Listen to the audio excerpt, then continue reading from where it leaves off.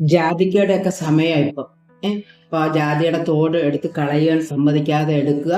ഇതേപോലെ ഒരു ജ്യൂസ് ഉണ്ടാക്കുക. ഞാൻ വാവാ റോയി വാവാസ് കിച്ചണിലേക്ക് ഏവർക്കും സ്വാഗതം. ഈ ജ്യൂസിന്റെ ഗുണമെന്ന് പറഞ്ഞാൽ നമ്മൾ സദ്യയൊക്കെ കഴിച്ചു കഴിഞ്ഞാലോ നമ്മുടെ വയറിന് എന്തെങ്കിലും പ്രോബ്ലം തോന്നുമ്പോഴോ ഇതിനകത്ത് നിന്ന് ഒരു അര സ്പൂൺ എടുത്ത് കുടിച്ചാൽ മതി. ഇതിനകത്ത് വെള്ളം ഒന്നും ചേർത്തിട്ടുള്ളതല്ല, കറക്റ്റ് ജ്യൂസാണ്. അപ്പം ഇത് എങ്ങനെയാ ഉണ്ടാക്കുന്നത് നമുക്ക് നോക്കാം. നമുക്ക് ജാതിക്ക പറിക്കാൻ പോകാം. ഇതേ ജാതിക്ക നിൽക്കുന്നുണ്ടോ, നമുക്കിങ്ങ് പറിച്ചെടുക്കാം. ജാതിക്ക എല്ലാം നമുക്കിങ്ങ് പറിച്ചെടുക്കാം. ആ ജാതിക്ക കുളത്തി വെള്ളത്തിലിട്ട് ഇത് നമുക്ക് വൃത്തിയായിട്ട് കഴുകി ഇതിന്റെ ബ്ലാക്ക് ആയിട്ടുള്ളതെല്ലാം ചെത്തിക്കളഞ്ഞ് എടുക്കാം. ആ ജാതിക്ക നമ്മൾ കഴുകി എടുത്തു. നല്ല വൃത്തിയായിട്ട് ഉണങ്ങണം, നനവ് കാണരുത്. അങ്ങനെ ഉണക്കി എടുത്തേക്കുവാ. ഇത് എത്രയും നൈസായിട്ട് കണ്ടിക്കാമോ അത്രയും നൈസായിട്ട് ഇത് കണ്ടിച്ചെടുക്കണം.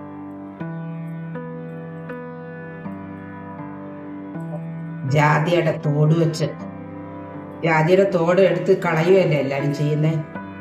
ജാതിയുടെ തോട് വെച്ച് എന്താ ഉണ്ടാക്കാൻ പോകുന്നതെന്ന് നിങ്ങൾ ഒന്ന് ശ്രദ്ധിച്ചു നോക്കണം. ഇത് ആദ്യം മുതൽ അവസാനം വരെ കാണണം. ഇതിനകത്ത് ഞാൻ കുറെ ടിപ്സ് പറയുന്നുണ്ട്, അത് ശ്രദ്ധയോടുകൂടി കേൾക്കണം. എന്നിട്ട് വേണം ഇത് റെഡിയാക്കാൻ. അപ്പൊ നമുക്കിതെല്ലാം ഇതേപോലെ അങ്ങനെ ചെറുതായിട്ട് എത്രയും നൈസ് ആവാമോ അത്രയും നൈസായിട്ട് ആ ജാതിയുടെ തോട് നമ്മൾ ചെറുതായിട്ട് അരിഞ്ഞു. ഈ ഭരണിയില നമ്മൾ ഇടാൻ പോകുന്നത്. ഒന്നുകിൽ ഇതേപോലത്തെ ഭരണി വേണം, അല്ലെങ്കിൽ ഗ്ലാസിന്റെ കുപ്പി വേണം. അല്ലാതെ സ്റ്റീലിലോ ഒന്നും ഇടാൻ പാടില്ല. ഒന്നുകിൽ ഇതേപോലത്തെ ജാറ് വേണം, അല്ലെന്നുണ്ടെങ്കിൽ ഗ്ലാസിന്റെ ഇതേപോലത്തെ വലിയ പാത്രം ഉണ്ടെങ്കിൽ അതെടുക്കാം. ഓക്കെ, ഭരണിയിലോട്ട് ആദ്യം ഇതിനൊരു ബൗള് ജാതിയുടെ തോട് ഇട്ട് കൊടുക്കണം. ഒന്ന് ഒരു ലെയറായിട്ട് ഇടുക. ഇതിനൊരു ബൗള് ശർക്കര ഇട്ട് കൊടുക്കാം. ശർക്കര പൊടിച്ചതാണ്. 1 കിലോ ജാതിയുടെ തോടുണ്ടെങ്കിൽ അതേ 1 കിലോ തന്നെ ശർക്കരയുടെ പൊടി ഇട്ട് കൊടുക്കണം. ഞാൻ ശർക്കര അതിന്റെ മുകളിലോട്ടൊന്ന് നിരത്തി ഇട്ട് കൊടുക്കാം. പച്ച ഗോതമ്പ് ഇട്ട് കൊടുക്കാം, നിരത്തിയിടും. ഒരു കഷ്ണം പട്ട ഇട്ട് കൊടുക്കാം, ഗ്രാമ്പു അതും എല്ലാം കൂടെ ഒന്ന് നിരത്തി വെക്കാം. ഇനി വീണ്ടും അടുത്ത ലെയർ ജാതിത്തോട് ഇട്ട് കൊടുക്കാം. ഇതിനൊരു ബൗള് ശർക്കര പൊടിച്ചിട്ട് ഇട്ട് കൊടുക്കാം, ഗോതമ്പ് ഇട്ട് കൊടുക്കാം, വീണ്ടും പട്ട ഇട്ട് കൊടുക്കാം, കുറച്ച് ഗ്രാമ്പു ഇട്ട് കൊടുക്കുക. അത് വൃത്തിയായിട്ടൊന്ന് നിരത്താം. വീണ്ടും അടുത്ത ലെയർ ജാതിത്തോട് ഇട്ട് കൊടുക്കുക.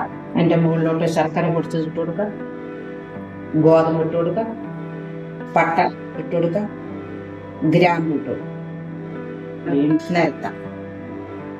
നമ്മളതെല്ലാം റെഡിയാക്കി വെച്ചു. ഇനി വൈറ്റ് തുണി, വെള്ള തുണി വേണം, ഇട്ട് വാവട്ടം കെട്ടി വെക്കണം. നല്ല വൃത്തിയായിട്ട് പ്രാണികളോ ഉറുമ്പോ ഒന്നും കയറാതെ നല്ല ടൈറ്റായിട്ട് വാവട്ടം. നമ്മളത് വൃത്തിയായിട്ട് കെട്ടി വെച്ചതുകൊണ്ട് എയറൊന്നും കയറുന്നുണ്ട്.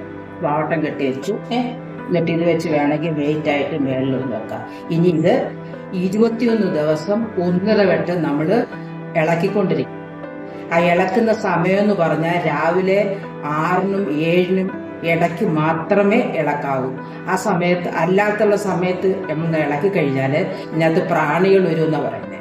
അതുകൊണ്ട് ദിവസവും ഒന്നുകിൽ ദിവസം ഇളക്കാം, അല്ലെങ്കിൽ 1.5 വട്ടം രാവിലെ 6-നും 7-നും ഇടയ്ക്കായിട്ട് ഇത് ഇളക്കിയിരിക്കണം.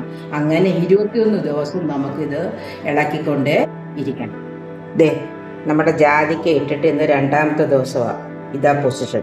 ഞാനിന്ന് ഇളക്കാൻ പോകും. 1.5 വട്ടം ഇളക്കുന്നത് പറഞ്ഞില്ലേ, അതുപോലെ ഇന്നത്തെ ദിവസം 2ാമത്തെ ദിവസമാണ്. അപ്പോൾ ഇന്ന് നമുക്കിതൊന്ന് ഇളക്കാം. ഞാൻ ഈ തടിത്തവിയ ഉപയോഗിക്കുന്നത്. വൃത്തിയായിട്ട് അടികൂട്ടിയാണ് നല്ല വൃത്തിയായിട്ട് ഇളക്കിയിരിക്കണം.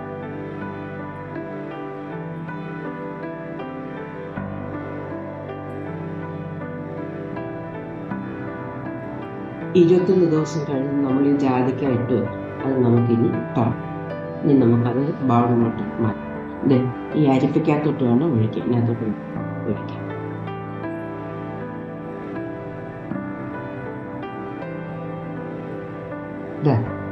അതെല്ലാം അതിനകത്ത് നമ്മൾ ഒഴിച്ചു. ഇനി ഇതിനകത്ത് നിന്ന് അതിൻ്റെ ജ്യൂസ് എല്ലാം ഈ ബൗളിലോട്ട് വീഴട്ടെ.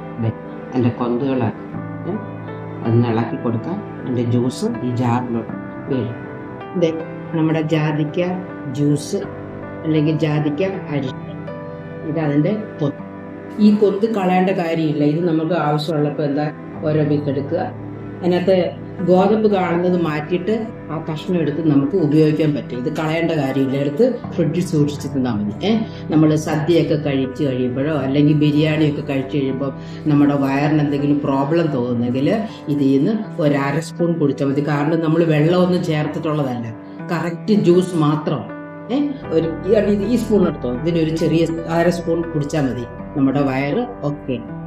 സദ്യയൊക്കെ കഴിച്ചു കഴിയുമ്പോഴോ ബിരിയാണിയൊക്കെ കഴിച്ചു കഴിയുമ്പോൾ നമ്മുടെ ശരീരത്തിന് എന്തെങ്കിലും അസ്വസ്ഥത തോന്നുമ്പോൾ ഇതിനകത്തുനിന്ന് ഈ സ്പൂണിന് ഒരു 1/2 സ്പൂൺ കുടിച്ചാൽ മതി. അല്ലെങ്കിൽ ഇതിൻ്റെ ഈ കൊന്തുണ്ടല്ലോ, ഈ ജാതിക്കയുടെ തോട് കാണും, ഇത് കളയാതെ വെച്ചേക്കുക, ഫ്രിഡ്ജിൽ വെച്ചേക്കുക, പുറത്ത് വെക്കുക.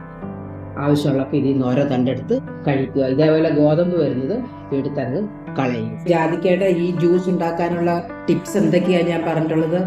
ഇത് ഒന്നുകിൽ ഭരണിയിലോ ഗ്ലാസ് ബൗളിലോ ഉണ്ടാക്കണം. 2, ഇത് 1.5 വട്ടം ഇളക്കണം. ഇളക്കേണ്ട സമയം എന്ന് പറഞ്ഞത് രാവിലെ 6-നും 7-നും ഇടയ്ക്ക് വേണം ഇത് ഇളക്കാൻ. അല്ലാതെ എപ്പോഴും കയറി ഇളക്കാമെന്ന് ചോദിച്ചാൽ ഇളക്കരുത്. 6-നും 7-നും ഇടയ്ക്ക് തന്നെ മാത്രം ഇളക്കിക്കൊണ്ടേയിരിക്കും. അങ്ങനെ 21 ദിവസം കഴിയുമ്പോൾ ഇത് നമ്മൾ മാറ്റിയെടുക്കുക. അതിൻ്റെ കൊന്ത് വേറെ, ജ്യൂസ്. ഈ ജ്യൂസ് വീണ്ടും ഒരാഴ്ചയും കൂടെ കെട്ടി അടച്ചു വെക്കാമെങ്കിൽ നല്ല കണ്ണീര് പോലത്തെ നല്ല ജ്യൂസ് കിട്ടും. ഓക്കെ, ഈ ജ്യൂസ് ഒരാഴ്ചയും കൂടി ഇതേപോലെ തന്നെ തുണിയിട്ട് കെട്ടി അടച്ചു വെച്ചേക്കാമെങ്കിൽ നല്ല പ്യുവറായിട്ട് കണ്ണീര് പോലുള്ള ജ്യൂസ് കിട്ടും. ഇതിനകത്തൊരല്പം അതിൻ്റെ അടുമ്പുണ്ട്.